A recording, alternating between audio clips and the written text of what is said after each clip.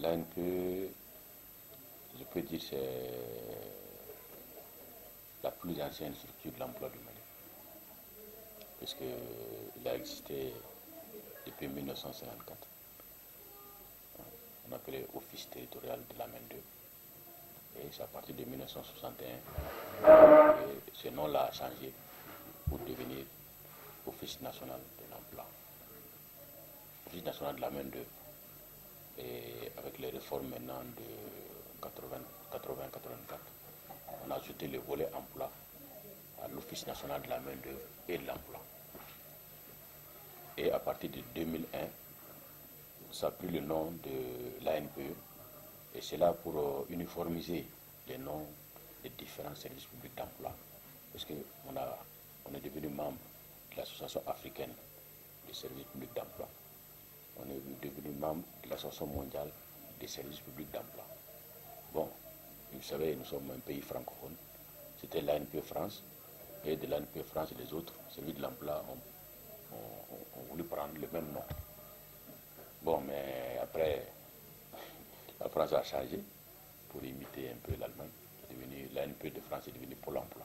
Mais nous sommes restés avec notre nom, l'ANPE. Et il y a différentes ANPE dans la sous-région. Burkina, au Bénin, au Niger. Bon, mais dans certains pays comme le Cameroun, ce n'est pas l'ANPE, c'est le Fonds national.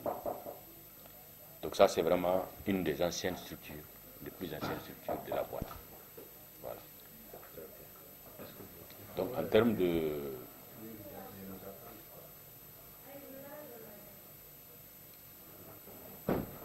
de présentation, au-delà de l'évolution historique, l'ANPE, c'est une structure qui couvre l'ensemble du territoire national.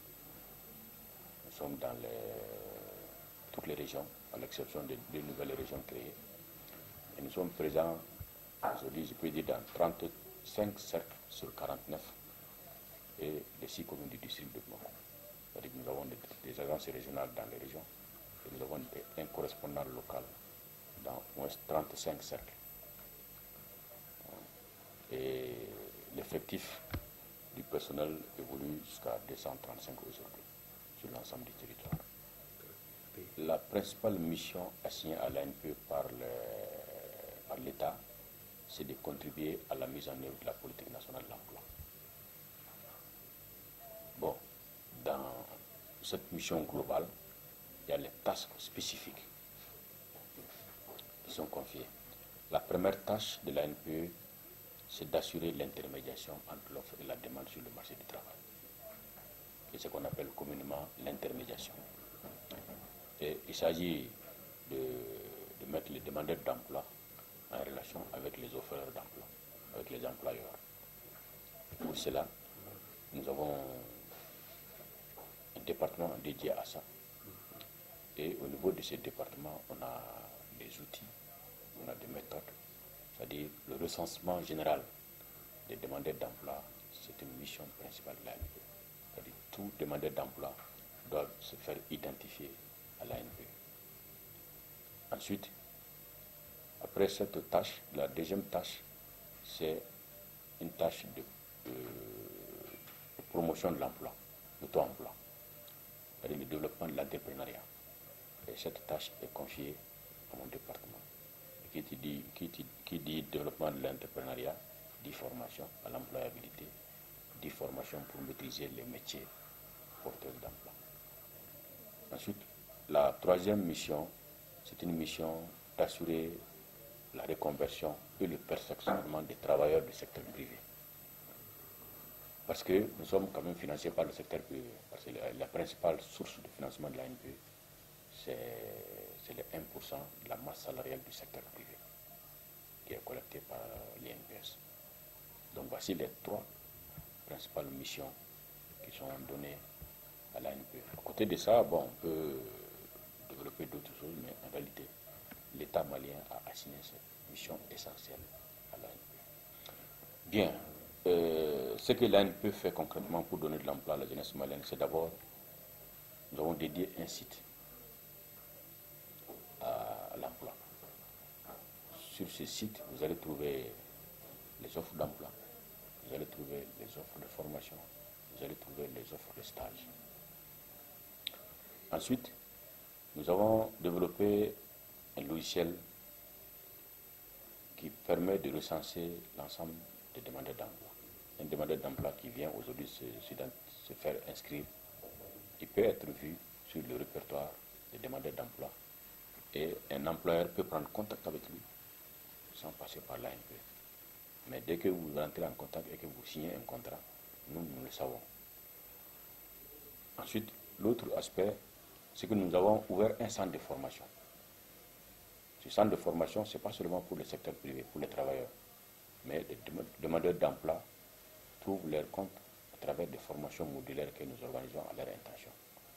Qui pour savoir comment faire un CV, qui pour savoir comment faire une demande, une lettre de motivation, comment préparer une interview, comment préparer un entretien oral, comment préparer même un examen.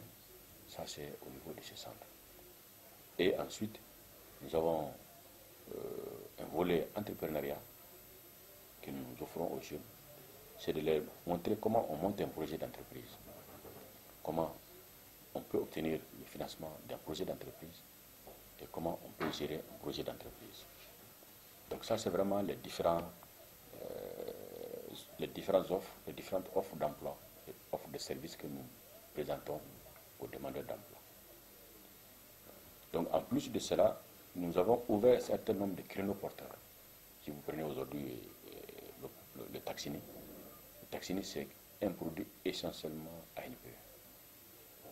C'est l'ANPE qui a mené Taxini, qui a initié Taxini, et aujourd'hui, Taxini est partout.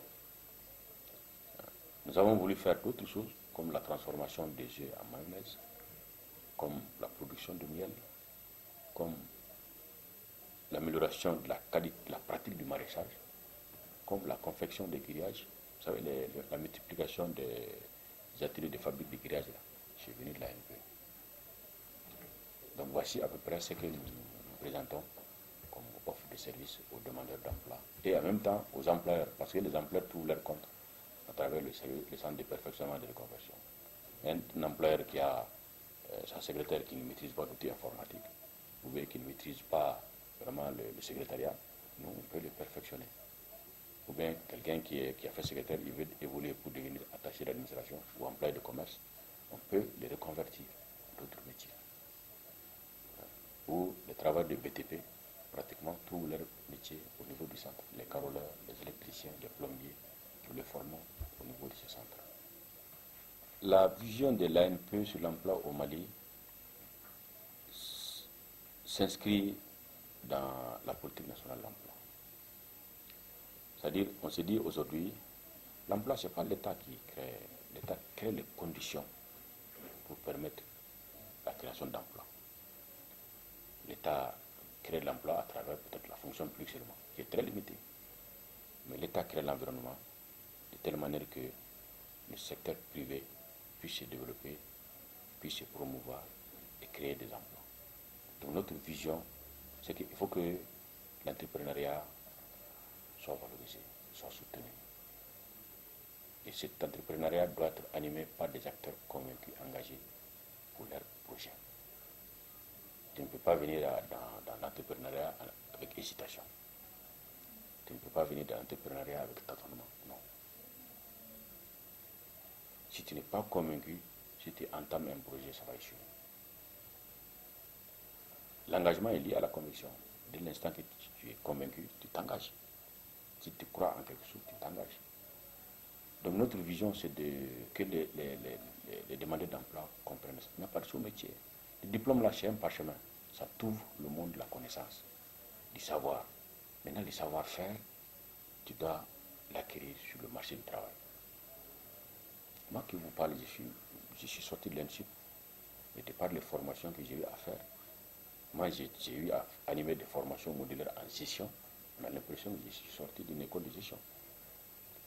J'ai animé des modules de formation en gestion de l'environnement.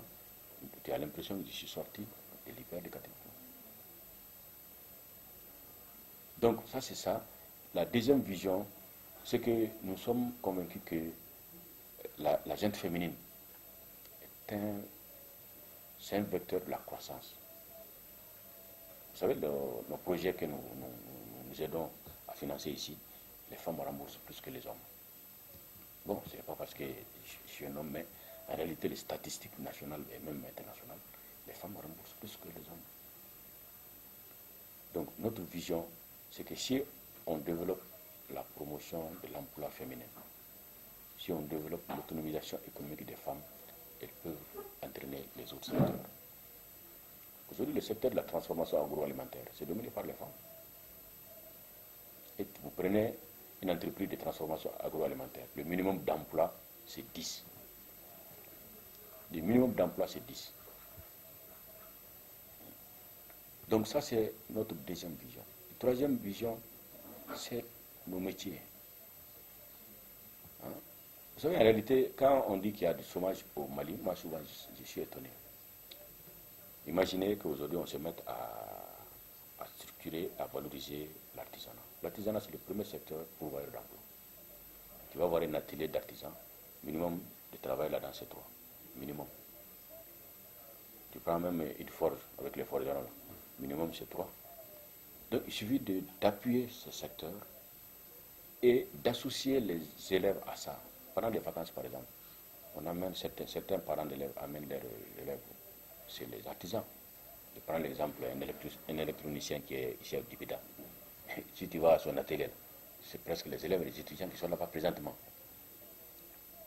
Mais eux là, en 8 mois, en une année, ils ont un certificat d'aptitude qui leur permet de réparer n'importe quel appareil électronique. Donc il suffit d'associer vraiment l'artisanat à la promotion de l'emploi, on va trouver la solution à notre crise d'emploi. Bon, mais les gens veulent être dans le bureau, les gens veulent, alors que moi, dans le secteur privé, là, le salaire le plus élevé se trouve dans le secteur privé. Quelqu'un qui est payé à 1 million, 2 millions, tu ne le trouveras pas en fonction publique. C'est dans le privé. Moi, je connais des privés qui sont payés à 5 millions de salaire. Donc, il faut qu'on croie à l'entreprise. C'est extrêmement important. Voilà. Alors, quelles sont les stratégies que vous avez pour donner l'emploi à la jeunesse malienne? La stratégie ou les stratégies que nous avons, c'est d'abord la structuration et l'organisation même de ces demandeurs d'emploi. Pour qu'eux-mêmes soient conscients de leur situation. La deuxième stratégie, c'est ce que je viens de vous dire, c'est le développement de l'entrepreneuriat. Et ça, nous avons un département dédié à ça. Et tu vas dans toutes les directions régionales de l'ANPE, même ceux nos correspondants, ils vont te parler de l'entrepreneuriat. Parce que nous croyons que c'est la solution au chômage. Ça ne peut pas finir, hein, mais on peut l'atténuer, on peut amoindrir le chômage à travers ça. Et l'autre aspect, stratégie, c'est d'amener l'État à ouvrir des projets structurants. Vous imaginez aujourd'hui qu'on ouvre un projet structurant de chemin de fer, Bamako, Sikasso. Hein? Rien que le sentier, ça va créer comme un emploi. Le chemin de fer fini, ça fait combien de gares? Et au niveau de chaque gare, les activités économiques vont se développer, se structurer. Ça résout le chômage. Bon, l'insécurité, c'est avec les véhicules. Le train, il y a l'insécurité, mais c'est moindre. Hein? Un bandit qui veut attaquer un train, c'est difficile de l'arrêter. Voilà. Donc, si l'État envisage des projets structurants, ça va booster l'emploi et ça va booster l'économie. On n'a rien fait d'abord. Le taux de chômage, là, en réalité, on n'a rien fait. Et il faut que l'État aussi donne au privé tout son rôle. Je vous donne aujourd'hui la route Bamako-Koulikoro, l'autoroute qu'on veut construire là. Il suffit d'en faire un projet privé. Hein? Par les partenaires, ils vont faire les péages. Ça va être une route rentable. Tu dis aux opérateurs de faire un pont, 4 ponts à Bamako, avec pont à péage, ça va se payer. Ils vont construire. Bon, au lieu de faire 1 heure de temps dans l'embouteillage, je préfère payer 500 francs ou 1000 francs de péage, je vais chez moi. Voilà. Donc il faut que l'État ait confiance au privé. Il faut que l'État donne au privé tout son rôle. Voilà. Voici à peu près, en tout cas, les stratégies que nous pensons. Bon, les taxines que nous avons développées, nous avons voulu que l'État l'accompagne. Mais le taxini s'est imposé de lui-même. De lui-même. Moi, je participe à une réunion au ministère des TP où on critiquait les taxini pour dire que l'ANP, on est venu encombrer. c'est source d'accidents, ceci, cela. Avant qu'il ne découvre que l'ANPE est là, quand j'ai pris la parole, j'ai dit, moi je veux prendre l'ANPE. J'ai dit, mais monsieur, moi je vous demande d'arrêter cette taxine-là aujourd'hui. Vous ne savez pas combien d'emplois ça crée, mais si vous les arrêtez aujourd'hui, là, vous allez savoir qu'ils sont importants. Voilà.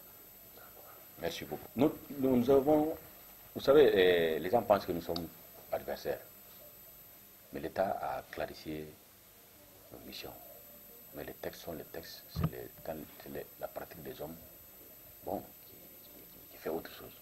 Sinon, l'État a assumé, c'est-à-dire a donné à la pêche le rôle d'insertion des demandeurs d'emploi par l'activité économique. C'est-à-dire tout jeune âgé, bon, ils disent 15 à 40 ans, mais en réalité pour nous, tu ne peux pas faire l'entrepreneuriat avec quelqu'un qui n'a pas l'âge pénal.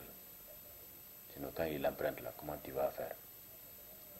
Donc, la pêche s'occupe du développement de l'employabilité des jeunes par l'activité économique, par l'insertion. Mais même ça, et c'est ce que j'ai dit souvent à notre ministre, les jeunes là ne s'adressent pas à la pêche seulement, ils s'adressent à l'ANPE aussi. Hein? Les stages de qualification, normalement c'est la pêche, parce que tous les fonds liés au stage de qualification ont été transférés à la pêche. Alors que le fonds Solidarité Emploi Jeune, ça a été initié par l'ANPE, à la faveur du mois de la solidarité. On avait soumis à l'ADS auparavant, qui est devenu le ministère de la Solidarité, et l'État a créé un fonds Solidarité Emploi Jeune qui couvrait les stages de qualification. L'État prenait les 50% des salaires et les privés 50% des salaires. Donc, entre nous et la pêche, nous participons à toutes les activités de la pêche. Je ne sais pas de leur côté s'ils ont, parce qu'ils sont sortis de chez nous. Le programme Emploi Jeune de l'ANP, c'est ce qu'on a pris pour créer la pêche, en 2003 précisément. Voilà. Donc il n'y a pas de concurrence, nous partageons beaucoup de choses ensemble. Bon, quand ils organisent leur journée nationale d'entrepreneuriat jeune, ils nous associent. Et généralement, les promoteurs de l'ANP, ils sont primés. 2015, là, celui qui a enlevé le prix de l'entrepreneuriat jeune, c'est un promoteur de l'ANP. Voilà. Ça c'est compris. Maintenant, que pensez-vous des questions en débat? Question en débat, c'est un cadre très porteur. Parce qu'en réalité, un débat est toujours utile et on n'a jamais épuisé un débat. Ça se prolonge toujours. Donc, j'imagine, votre question en débat doit être ce cadre-là. C'est susciter la réflexion, susciter le débat, et que ce débat se prolonge même dans les familles, même dans les grains, même dans les services. Bon, parce que quand il y a débat, quand il y a confrontation d'idées, ça éclaire, ça améliore la compréhension des gens et ça brise, je peux dire, les frontières. Donc c'est une très bonne initiative et moi je vous encourage beaucoup. C'est pas facile, c'est un sentier qui ne serait pas facile pour vous parce qu'il y aura beaucoup d'interprétations, mais il faut que vous-même vous soyez convaincus de ce que vous faites, engagés, développer des principes auxquels vous allez tous vous en tenir. Moi j'ai un leader qui a l'habitude de me dire, il dit, tout ce que nous faisons, définissons d'abord le principe de base. Même moi, si je viole ce principe-là, vous allez me rappeler, vous dites, ah, pourtant on était convenu de ça, tu es en train de faire autre chose. Donc votre équipe, il faut que vous développez ça. Il y a un code de conduite, ou des règles de base, bon, auxquelles tout le monde s'en tient. Sinon ça ne peut pas marcher. Sur la reconversion des jeunes, je prends l'exemple des juristes et des anthropologues. Nous, on les demande de se reconvertir. Parce qu'en réalité, il y a plein de juristes. Sur le marché du travail aujourd'hui, ceux qui dominent, ce sont les juristes et les anthropologues. Or, comme on le dit là, on n'a jamais dépassé l'âge d'apprendre. C'est ça. Moi, nous, on a ouvert, par exemple, les concours. Parce qu'il y a eu des bourses maghrébines, là, Tunisie, Maroc, Algérie. On a dit aux juristes, mais autant aller apprendre à faire plomberie, aller apprendre à faire électricité, aller apprendre à faire en tout cas un métier porteur, que de perdurer dans le chômage. Les juristes sont ceux-là qui durent le plus longtemps dans le chômage. Quand nous on organise nos formations en carrière, on les demande. Même aujourd'hui, il y a un projet de taxi qui est sur la place, VIP, taxi plus VIP. Bon, ils cherchent des diplômés. Parce qu'aujourd'hui, le Mali doit fondamentalement évoluer vers le renouvellement des couches de production. La race des taximans qui est là, c'est des analphabètes, c'est des gens qui ont appris sur le tas, de père en fils, mais en termes de professionnalisme, ils n'ont pas. Ils n'ont pas. Hein? Les opérateurs économiques, c'est pareil. Les industriels, c'est pareil. C'est-à-dire tous les secteurs, aujourd'hui, le Mali, quelqu'un aujourd'hui qui peut travailler sans les outils informatiques, mais tu n'es pas à la page. Tu n'es pas à la page. Tu ne peux pas rentrer dans l'Internet pour... Il y a tout aujourd'hui sur le net. Vraiment. Hein? Donc, par rapport à cette reconversion, nous, notre centre est non seulement ouvert à ça, mais on travaille avec une école de développement des métiers à la zone ACI Sotiba, où on amène des jeunes à se reconvertir là-bas, dans les métiers miniers. La conduite des engins, l'exploration minière, tout ça là, aujourd'hui, cette école, nous on a un partenariat avec cette école pour former les jeunes dans ça. Donc la reconversion, c'est inévitable. Si vous voyez dans 10 ans les postes de secrétaire là, on ne va plus appeler secrétaire, on va les appeler les attachés d'administration ou truc. Voilà. Parce qu'en réalité, le rôle de secrétaire, moi j'ai fait tout à ma machine. La secrétaire peut-être elle est là pour le rôle d'enregistrement, mais moi-même j'ai fait tout à ma machine. Voilà. Bon, mon dernier mot c'est de lancer un appel à la jeunesse malienne. Il faut qu'elle croie en elle-même. Il faut qu'elle croie. Personne ne fera le Mali si ce n'est pas nous-mêmes. Et puis, c'est-à-dire quand tu dis que, bon, c'est un tel qui est... On accuse souvent, vous dites, en dehors de nous-mêmes. Je ne cite pas de nom, je ne cite pas de pays. Je peux le faire. On accuse souvent pour dire, ah, c'est la Côte d'Ivoire qui nous déstabilise, ou c'est la France qui nous déstabilise. Mais ils ont leur intérêt. Ils ont leur intérêt. Vous savez, Thomas Sankara dit, quand un peuple est conscient de sa situation, rien ne peut le dévier de son chemin. Donc moi j'invite la jeunesse à être consciente de la situation du Mali. Et que le Mali, c'est pour nous. Hein? Si c'est bien, c'est pour nous. Si c'est mal, c'est pour nous. Donc, si on est conscient de cela, hein, de manipulation, et ceci, c'est inévitable dans la vie, parce que c'est une question d'intérêt. Mais moi, je le disais à la suite de Moussa, il y avait un principe élémentaire. On disait il faut penser d'abord au pays. Ensuite, pensez à votre association ou à votre parti. Et ensuite, pensez à vous-même. Ça veut dire quoi? Moi, mon intérêt, si c'est contre mon service, je mets mon intérêt de côté. Je vois l'intérêt du service. Si l'intérêt du service, c'est-à-dire est contre l'intérêt du pays, je prends l'intérêt du pays. Il faut prendre les grandes puissances. Ils nous dépassent à cause de ça. Les Américains, là, ils vont aller aux élections en novembre. Mais si les démocrates présentent un candidat cancre, les démocrates vont les laisser, vont les voter républicains. Il n'y a pas de fétichisme, de trucs partisans là, non. C'est ça. Donc moi, j'appelle cette jeunesse à être consciente de la situation et qu'elle soit responsable du devenir du pays. Et deuxième appel, c'est par rapport aux médias. Vous pouvez jouer un grand rôle dans ça. Vous pouvez jouer un grand rôle dans ça. Dans l'éveil de conscience, dans l'encadrement, dans l'animation, vous pouvez jouer un grand rôle. C'est extrêmement important. Et aujourd'hui, Dieu merci, le paysage médiatique est très développé. Que ce soit les radios, les journaux, les télés, c'est très développé. Mais moi, je suis peut-être curieux de voir un jour les médias organiser ensemble un débat. Et synchroniser l'ensemble par rapport à des sujets d'intérêt national.